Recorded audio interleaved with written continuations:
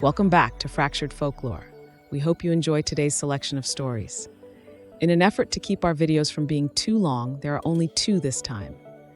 Please do let us know if you prefer the format of 3 stories, regardless of length. For now, grab yourself a drink and get cozy. Let's begin.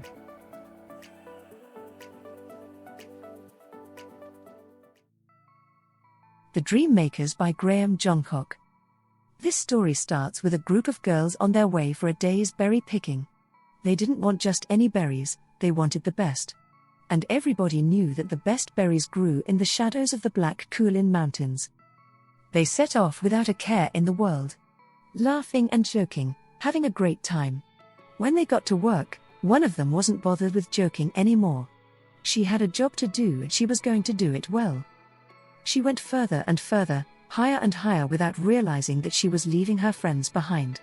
By the time she had filled her basket and looked up, she wasn't in the shadows of the Columbians, she was in the mountains themselves. No idea where she was or how to get back, she started to wander around and look for a path when a thick fog rolled in. Her mind was racing with what to do. If she stumbled on, then she could fall off a cliff or down a gorge. If she stayed where she was, then the things that lived in the mountains might get her. Wolves or giants or something worse. Just when she thought things couldn't get any worse, she saw a pair of eyes peering at her through the fog. No, not a pair of eyes. Dozens of eyes. And noses. And ears. And it was just a herd of deer.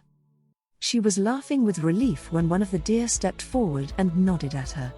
The girl stared blankly back because, well, this was a deer. She had this strong feeling it was beckoning her though. Without many other options, she set off through the mountains after the mysterious deer. They traveled for hours, up and down and round and round. She was starting to wish she'd been rescued by a nicely saddled horse instead of a deer. Eventually, they arrived at the entrance to a hidden cave deep, deep in the mountains. This wasn't exactly what the girl had been expecting. She followed the leading deer into the cave entrance, and to her surprise, it wasn't empty.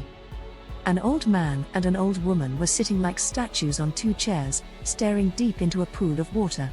When I say they were old, I don't mean retired. I mean, they looked thousands of years old. They weren't moving. Maybe they were dead or maybe they were sleeping. The deer trotted up to the old lady and seemed to whisper in her ear. She finally looked up and stared straight into the girl's eyes. There was something mesmerizing about those eyes. The old woman shuffled over, and the girl did the only thing that she could think of. She offered up her berries and asked if she could stay for just a night in exchange for her bounty. The old woman shuffled back to the old man and whispered in his ear. The girl saw the faintest of nods, the women smiled and finally spoke. No. You can't stay for 1 night. You can only stay for a year and a night, or you can leave. I'm old and I need help with my work these days. It seemed a little like kidnapping, but the girl had this strong feeling deep down that this is what she was meant to do. She had no idea what it was that this mysterious old couple did, but she was willing to learn. The very next day she helped the woman pick special herbs around the mountains in the morning. In the afternoon, the herd of deer would come back to be milked. Together, mixed in a bucket, the herbs and the milk made a kind of soft cheese called crowdy. Then it was time to pass the bucket over to the old man. He would stare into the pool of water, engrossed in whatever it was he saw. Then he would take a lump of the cheese and he would work it in his hands, molding it and shaping it. The girl was baffled, but the old woman explained. These were dreams and that was the pool of life. The old couple were the dream makers. She watched with her mouth hanging open as the old man picked up his cheesy sculptures and started to raise them above his head. One by one, birds swooped into the cave and grabbed the crowdy out of the offered hand before flying off again. Beautiful, majestic birds would grab the packages from the right hand. Eagles and falcons and the like. These were the pleasant dreams of love and adventures. Out of the left hand, it was crows and ravens and those evil seagulls that steal chips from we kids. They were snatching nightmares of monsters and tragedies. The girl carried on with her work, learning more all the time. Every day it was the same, and every night the old man would make the dreams. Every night the birds would carry them away. The sleeping people around the world would dream on, blissfully unaware. A year and a night passed, and the time came for the girl to leave. The old woman thanked her for the help and told her that the deer would take her back down through the Columbian mountains. She hadn't worked all this time for nothing though, her reward would be waiting for her. She followed the herd of deer as it picked its way down tracks that she had never seen before. All the way down until they reached the shore. This definitely wasn't the way back home, but on balance at least she wasn't in the mountains anymore. So, the girl thanked the deer and turned to start walking along the beach. But the deer nudged her. She turned to see what it was doing, and the herd were all staring out to sea. A tiny little sail was bobbing away in the distance, she could barely make it out. Then the tiny little sail got bigger and bigger until she could make out a small boat with just one man inside. He was a strapping young lad wearing fine, rich clothes with a heavy gold necklace, and his long hair was flowing in the wind. He jumped out of the boat as soon as it beached, and with tears in his eyes he ran up to the girl. "I can't believe I found you. I've dreamed of you every night for a year and a night, and I followed those dreams to search for you. I know you don't know me, but I've fallen in love with you. If you will have me, then you will be a princess in my home, and eventually you will be a queen." The girl just knew, deep down, that this was right. Just listening to him speak, she had fallen madly in love with the prince. Leaving behind the deer on that beach on Skye, she sailed away to her new home. She became their queen, and she was loved. Not just for her kindness and wisdom, but because she taught them the meanings of their dreams.